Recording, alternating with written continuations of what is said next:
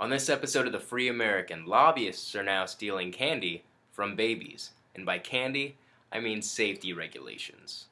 Time is running out in the current legislative session, and a bill that would limit the use of certain chemicals in children's toys has yet to be brought to the floor for a vote.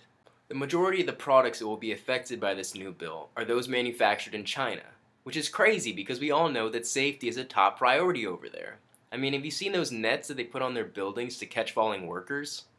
When you were there, were there nets around the building to prevent further suicides? There was, yes. So you saw those? I did.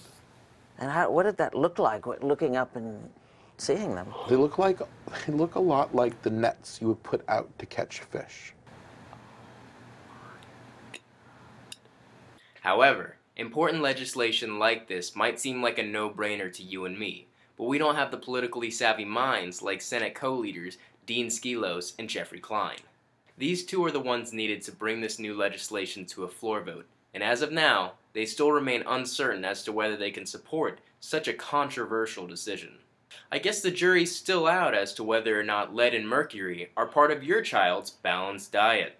Alright, let's just pretend there's some evidence out there that links lead and mercury consumption with side effects like, I don't know, death. What is the reason for not passing this legislation? I mean, first they take away our Wonder Ball because some little brat can't swallow his action figure properly. Now they're after the lead and mercury in our toys. Well, they're gonna have to pry it away from our child's dead, lifeless fingers before we give in.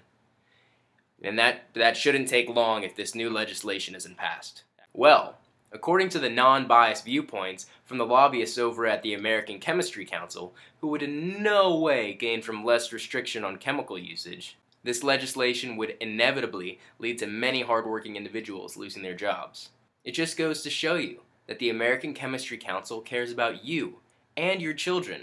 They have spent over $160,000 in lobbying efforts to make sure this legislation does not get passed. And you should all go write the American Chemistry Council and tell them how you are very grateful for being able to keep your manufacturing jobs.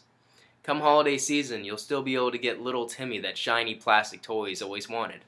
And who cares whether it's made up of lead, mercury, and arsenic? Just imagine that smile on his face of his. And until he eventually succumbs to lead poisoning, just imagine how happy he's gonna be. Thanks, American Chemistry Council. And that's how money in politics is actually killing your kids. Welcome to the Free American.